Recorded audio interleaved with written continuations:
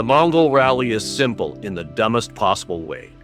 You get a start point, you get a finish point, and everything in between is your problem. No set route, no support crew, no comforting little safety blanket waiting behind the curtain. Just distance, borders, breakdowns, bad decisions, and whatever kind of story you build in the middle of all of that. That's the part that caught me right away.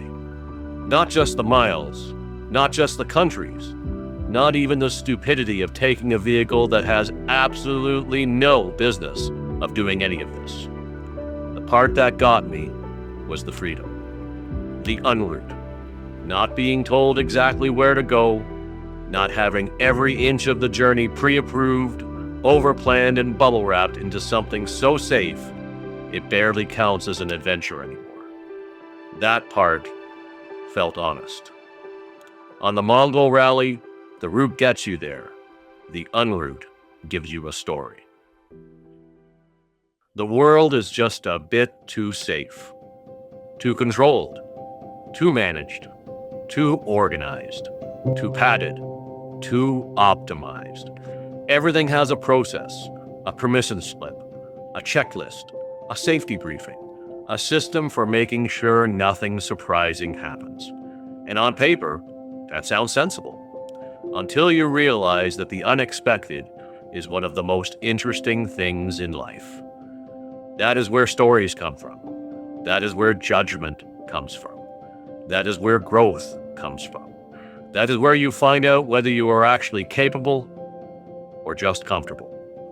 Somewhere along the way, we got very good at removing friction from life. And then we acted surprised when life started feeling flat. Nothing goes wrong. Nothing really happens either. Modern life is very good at protecting people from inconvenience. It's less good at making them feel alive.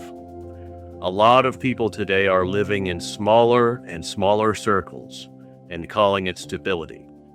I think I'll go the other direction. And somewhere in all of that, accountability became optional. It's almost like kryptonite these days. Something goes wrong, and it has to be somebody else's fault. The system, the timing, the economy, the weather, the road, the algorithm, the government, the stars, Mercury in retrograde, whatever excuse is fashionable that week. It is unbelievably easy now to make a poor decision and then demand that somebody else take care of the consequences for you. That's the part that interests me, because I'm not interested in that version of life. I'm not interested in blame as a lifestyle. Accountability might be out of fashion, but it still works. Excuses have never been more available. Blame is cheap. Ownership costs more. A lot of people want freedom right up until the bill arrives. There is a difference between risk and negligence. Adventure is not the same thing as being careless. I am front-loading my risk. I'm managing what I can before I start. That means I do the basics properly. I'm not starting this rally on bald tires and then pretending the road betrayed me when one blows. I'm not running sludge for oil and then acting shocked when the engine starts expressing its feelings in mechanical form. I'm not setting myself up to fail and calling that freedom. That's not adventure. That's laziness with a story attached to it. So yes, I'll prepare. I'll change what needs changing. I'll inspect what needs inspecting. I'll do the boring, responsible parts first. And after that, whatever happens is real. If something breaks, it should be because of the road, not because I didn't do the basics. Negligence is not a personality trait. I respect the road enough not to show up stupid. Preparation doesn't ruin the adventure, it earns it. There is no team, no we, no our, no us. It's me, just me and the outcome. If something goes wrong, I don't get to hand it off. I don't get to look over at somebody else and say, your turn. I don't get shared blame. I don't get shared credit either. That changes the shape of the whole thing. It makes the silence different. It makes the decision-making different. It makes the road feel different. Because now every choice matters more. Every good call, every bad call, every shortcut, every delay, every bit of progress, every problem, all mine. This is not me against the world. This is me taking responsibility for my own slice of it. No committee, no backup singers, no witness protection. Solo travel is very honest. There is nobody around to dilute your mistakes. The passenger seat will contribute nothing but moral silence. Back to the unroute. That's the real idea. Not the fastest way, not the most efficient way, not the most sensible way. The interesting way. The route gets you there. The unroute tells you who you are while you're doing it. That's what I like about the Mongol Rally. It doesn't pretend life is clean. It doesn't pretend the road owes you anything. It doesn't pretend there is one perfect line through the mess. It just says, here's the start, here's the finish, the middle is all yours. That middle part, that's where the story lives. A perfect route is efficient. An unroute is alive. Getting there is logistics. Getting lost properly is an art.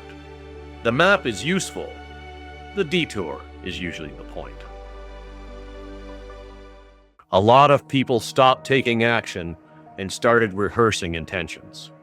Talking about what they might do, what they'd love to do someday, what they'll definitely do when the time is perfect. That is a very crowded graveyard of good ideas. Life rewards those who take action. Not perfect timing, not endless hesitation, not cautious little rehearsals of the life you say you want. Action. And at some point, being humble about your goals just becomes another way to avoid them. You don't need to become the first man to climb Everest. You don't need to cross the Arctic. You don't need to discover a new continent to do something that matters to you. It doesn't have to be legendary. It just has to be yours. A lot of people are hiding behind realism when what they really mean is fear.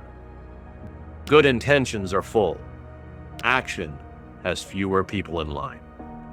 Someday is where ambition goes to die quietly.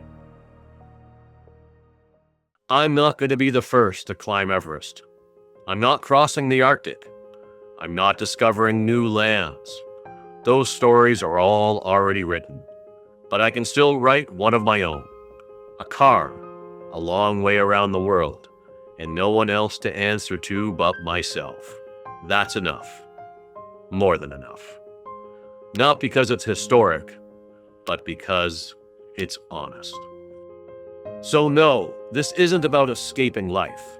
It's about taking full ownership of it, preparing properly, and then letting go.